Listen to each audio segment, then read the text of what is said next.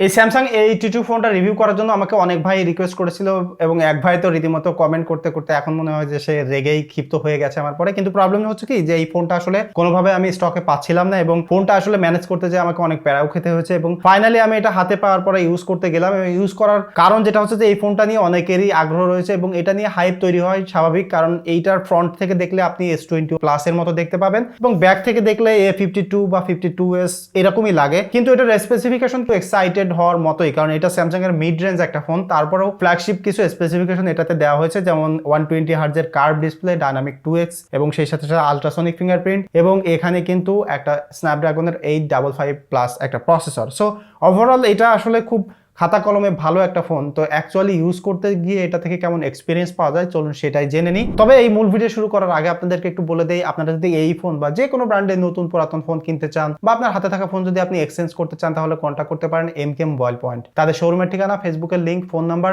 এই ভিডিও ডেসক্রিপশনে আমি দিয়ে দিচ্ছি, আপনারা চাইলে কন্ট্যাক্ট করতে পারেন। আর যদি এখন ফোন নাও কেনেন তাদের পেজে একটু লাইক দিয়ে রাখতে পারেন। প্রথমে এটা ডিজাইন এবং স্পেসিফিকেশন নিয়ে কথা বলি। এইটার ফ্রন্টে কিন্তু 6.7 ইঞ্চ একটা ডাইনামিক 2x অ্যামোলেড ডিসপ্লে আছে যেটা হালকা কার্ভ এবং এটা 120 হার্টজ পর্যন্ত রিফ্রেশ রেট সাপোর্ট করে। সো এইটা একটা ফ্ল্যাগশিপ লেভেলের ডিসপ্লে। এটা মিড রেঞ্জ ফোন কিন্তু তারপরেও এটা ডিসপ্লে একদম টপ নচ কোয়ালিটির। স্যামসাং এর যে ডিসপ্লে সবসময় বেস্ট হয়ে থাকে সেটা তো আমরা জানি, এবং এই 2x অ্যামোলেড ডিসপ্লে কিন্তু সুপার একটা ডিসপ্লে। আপনি যাই দেখেন না কেন এই ডিসপ্লেতে আপনার ভালো লাগবেই, এবং যে কারণেই এই ফোনটা নিয়ে আসলে এত হাইপ। এবং এই ডিসপ্লেটার উপরেই কিন্তু ছোট্ট একটা ক্যামেরা কাট আউট রয়েছে যেখানে 10 মেগাপিক্সেলের একটা সেলফি ক্যামেরা রয়েছে, এবং ঠিক নিচের দিকে এখানে একটা আলট্রাসনিক ফিঙ্গারপ্রিন্ট আছে এবং এই আলট্রাসনিক ফিঙ্গারপ্রিন্ট কিন্তু সুপার ফাস্ট হয়ে থাকে এবং স্যামসাং এর ফ্ল্যাগশিপ ফোনগুলোতে পেয়ে থাকি। তো সেইটা এখানে আছে এবং সেরকম লেভেলের একটা এক্সপিরিয়েন্স কিন্তু এটার মাধ্যমে পাওয়া যায়। এবং আপনি যদি এটার ব্যাক সাইডে দেখেন তাহলে এখানে একটু কনফিউজ হতে হয়, যেমন এটা A52s বা A52 একদম সেম রকম লাগে, একই রকমের ডিজাইন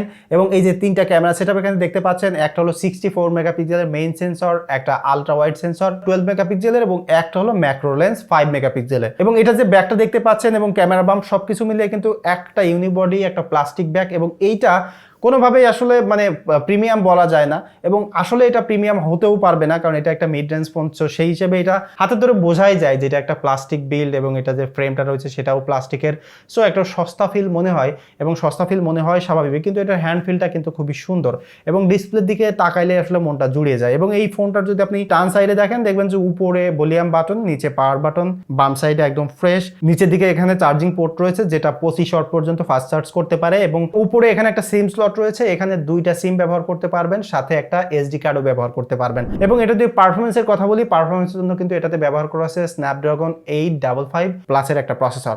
তো এই প্রসেসরটা কিন্তু খুবই ফাস্ট একটা প্রসেসর। আপনি পাবজি খেলেন, যে কোনো প্রকার গেমিং করেন এবং সোশ্যাল মিডিয়া ইউজ করেন, একদম স্মুথলি চালাতে পারবেন, কোনো প্রকার প্রবলেম হবে না এবং আহামরি অত বেশি হিটও হয় না। এবং এইটা কিন্তু 120 হার্টজে রান করতেছে, সাথে 6GB র্যাম রয়েছে। সো ওভারঅল সুন্দর একটা এক্সপিরিয়েন্স পাবেন। স্যামসাং এর একটা ফ্ল্যাগশিপ ফোন থেকে যেমন পারফরমেন্স পাবেন একদম অলমোস্ট সেরকম একটা পারফরমেন্স পাবেন। এখানে আসলে কোনো আহামরি আমি তফাৎ মনে হয়নি আমার কাছে, কারণ এর আগে আমি খুব ভালো ভালো ফ্ল্যাগশিপ ফোনগুলো ব্যবহার করেছি। তো সেই জায়গা থেকে আমার কাছে আসলে পারফরমেন্স ওয়াইজ এটা খুবই সুন্দর একটা ফোন মনে হয়। এবং এটা যদি ক্যামেরার কথা বলি, ক্যামেরাতে আসলে যেটা বললাম যে কস্ট কাটিং করা হয়েছে, যেখানে টেলিফটো লেন্স দেয়নি, টেলিফটো লেন্সের বদলে তারা একটা ম্যাক্রো সেন্সর দিয়েছে এবং মেইন সেন্সর এবং আলট্রা ওয়াইড সেন্সর। তো মেইন সেন্সর এবং আলট্রা ওয়াইড সেন্সর দিয়ে স্যামসাং এর যে সুন্দর ফটো প্রসেসিং সেই জিনিসটাই কিন্তু এখানে আছে। একদম হাই ডাইনামিক রেঞ্জে খুব সুন্দরভাবে খুব কালারফুল পিকচার তুলতে পারে এবং সেটা ডে লাইট বা নাইট মুডে সবসময়, এবং নাইট মুডে খুব শার্প ইমেজ পাওয়া যায়, খুব ভালো ফাস্ট শাটারেই তুলতে পারে। সো ওভারঅল এখানে ক্যামেরার এক্সপিরিয়েন্স খুব সুন্দর একটা এক্সপিরিয়েন্স পাবেন। স্যামসাং এর প্রসেসিং যদি আপনার ভালো লাগে, ইমেজ প্রসেসিং যদি ভালো লাগে, রেডি টু আপলোডের মতো পিকচার ফেসটাকে হালকা একটু স্মুথ একটু ব্রাইটনেস করবে এবং হাই ডাইনামিক রেঞ্জ সিচুয়েশনে খুব সুন্দরভাবে ইভেনলি ফটোটাকে এক্সপোজ করবে, সেরকম একটা পিকচার কোয়ালিটিটার মাধ্যমে পাবেন। এবং এই পিকচারগুলো যেটা হয় কি যে এই ফোনে যখন দেখবেন এত ভালো লাগবে, কারণ এটা ডিসপ্লের কারণে। তবে অন্য ফোনে বা অন্য পিসিতে দেখলে আসলে অত বেশি ভালো লাগে না, বাট ওভারঅল এটা দিয়ে খুব সুন্দর পিকচার পাওয়া যায়।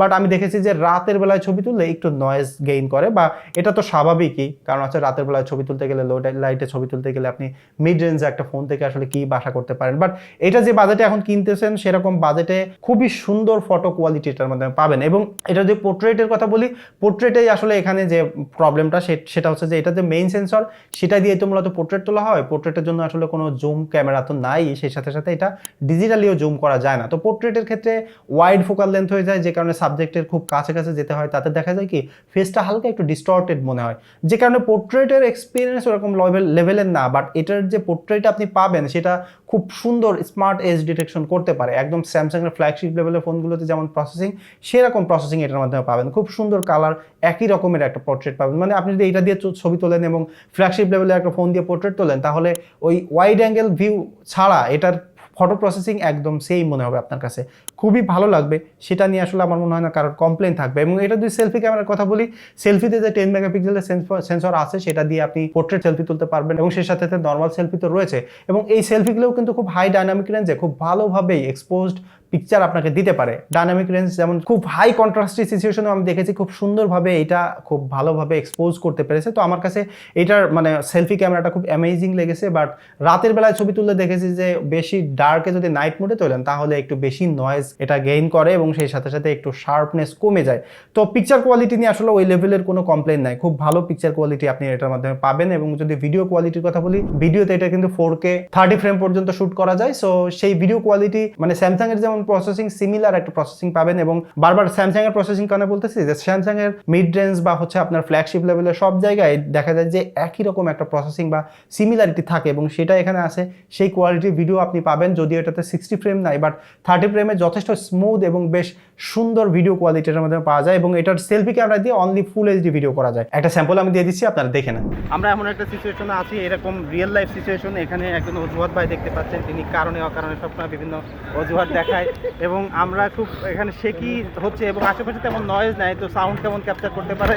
যদিও এটাতে ফুল এইচডি পর্যন্ত অনলি ভিডিও করা যায়, তারপরেও আসলে সেইটার কোয়ালিটি কেমন, ডাইনামিক রেঞ্জ কেমন ক্যাপচার করতে পারে, সেটা হোপফুলি এই ছোট্ট একটা ভিডিওর মাধ্যমে আপনারা দেখে ফেলতে পারবেন। এবার চলুন দেখি এটার ব্যাটারি ব্যাকআপের কি অবস্থা। এটাতে 4500 মিলিঅ্যাম্পিয়ার একটা ব্যাটারি ব্যবহার করা হয়েছে, যেটা 25 ওয়াট পর্যন্ত ফাস্ট চার্জ করতে পারে। এবং এটা যে ব্যাটারি, সেটা আসলে এরকম সন্তুষ্টজনক ব্যাটারি ব্যাকআপ আমাকে দিতে পারেনি। এটা আমি 4 ঘন্টা 10 মিনিট মতো স্ক্রিন অন টাইম পেয়েছি। তো আমার মনে হয় যে এর থেকে আরো বেশি একটু এক্সপেক্ট করেছিলাম, কারণ এটা একটা বড় ফোন, ব্যাটারি বিগার সাইজের ব্যাটারি, তো সেই হিসেবে আসলে ওই রকম বেশি ব্যাটারি ব্যাকআপ দিতে পারেনি। যদিও এটা আসলে একটা প্রিয়ন ফোন, এক একজনের কাছে এক্সপিরিয়েন্স এক এক রকম হতে পারে। আমার ডিভাইসে হয়তো একটু কম পাচ্ছি, অন্য ডিভাইসে একটু বেশি পাওয়া যাবে। তো এই ফোনটা যদি আপনারা কেউ ব্যবহার করেন, তাহলে আপনাদের এক্সপিরিয়েন্সটা শেয়ার করবেন, তাহলে যারা আসলে অন্য কেউ এই ফোনটা কিনতে চায় তাদের এক্সপিরিয়েন্সটা কিন্তু আরো বেটার হবে, আরো ভালো ডিসিশন তারা নিতে পারবে। তো এইটাই ছিল আমার মূলত স্যামসাং A82 বা কোয়ান্টাম 2 এর এক্সপিরিয়েন্স। দেখা হচ্ছে পরবর্তী ভিডিওতে, সে পর্যন্ত সবাই সুস্থ থাকবেন, ভালো থাকবেন, ধন্যবাদ সবাইকে।